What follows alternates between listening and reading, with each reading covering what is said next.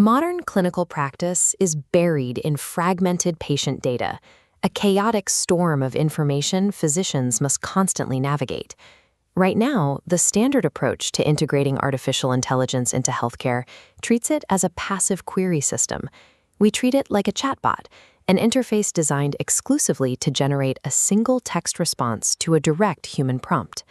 An AI agent functions as a central coordinator, managing the flow of information between models, tools, and memory to execute complex work. Looking at this side-by-side architectural comparison, the left shows the standard linear path. One input yields one text output. On the right, an agent operates as a multi-node circular network, taking independent actions toward a predefined goal. As the linear path fades and the continuous network takes over, the utility and risk profile of clinical AI change completely. To safely deploy AI in clinical settings, medical professionals have to look past the conversational interface and understand this active, hidden architecture. Evaluating these tools is no longer about checking the grammar of a text output. It requires auditing the autonomous systems executing the workflow. We can construct an agent from first principles. This diagram starts with a single, isolated central node, the language model. On its own, this model is isolated. It has no direct access to real-time patient records or specific hospital software. To solve this isolation, we grant the model access to external tools, like clinical databases and specialized software. The control mechanism linking the model to these tools is the agentic loop. It begins with the perceive phase, where the system analyzes the assigned task.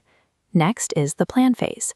Here, the central model maps out the logical sequence of steps required to accomplish that task. Then it acts. The system reaches out to query the external clinical databases or software tools to execute its plan.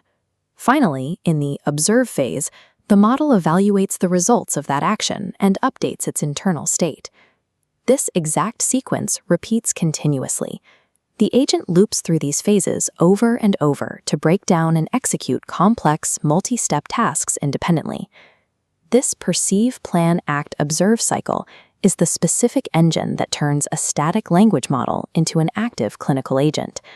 In a real hospital environment, clinical work operates through strict, multi-step workflows, rather than simple one-off questions and answers. The first standard step of a clinical workflow is the routine gathering of fragmented patient history and lab data. The second step is the synthesis and structural interpretation of that collected information. The final step involves drafting formalized clinical documentation based on those interpreted results. This linear flowchart shows those three standard phases: data gathering, interpretation, and documentation. The agent's looping architecture maps perfectly onto this sequence, continuously cycling to execute each step in order. Agents are built to handle these highly structured, routine data tasks that heavily tax physician time. The clinical objective of the agent is the reduction of structured cognitive load, leaving the actual clinical judgment entirely in human hands. Traditional evaluation fails here. Because agents execute end-to-end processes, scoring the accuracy of a single isolated text output reveals very little about the system's actual performance. This evaluation matrix highlights the required shift. While the top method stops at a basic accuracy checkmark for a single text block, the bottom method tracks success across multiple discrete workflow nodes, measuring end-to-end task performance. Measuring a full workflow requires specific metrics, beginning with the agent's absolute task success rate across the entire process. It also requires auditing tool appropriateness to verify whether the agent queried the correct database and used the correct search parameters during the act phase. Evaluators must identify specific failure modes and measure the system's consistency when dealing with drastically different patient cases and varying hospital settings. Agents operate dynamically within real-world workflows. Therefore, their evaluation parameters must be workflow-centric, with clear definitions of success, failure, and acceptable risk.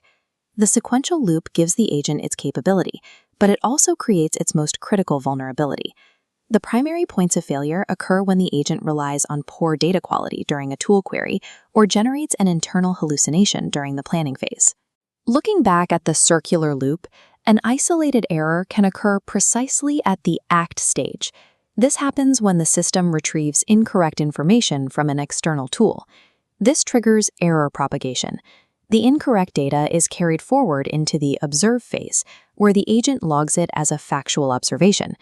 The agent then uses that corrupted observation to inform its next step in the plan phase, permanently baking the mistake into its future logic. Because the system lacks intrinsic medical intuition, it will proceed confidently, generating a final document built entirely on compounded errors. In an agentic system, mistakes are not isolated. A single micro-failure early in the loop will invisibly multiply into a macro system failure by the end of the workflow. The clinical AI agent is an autonomous workflow engine, driven by its access to external tools and internal memory. Its success depends on the precise management of its planning and feedback loops, not merely the size or parameter count of its underlying language model.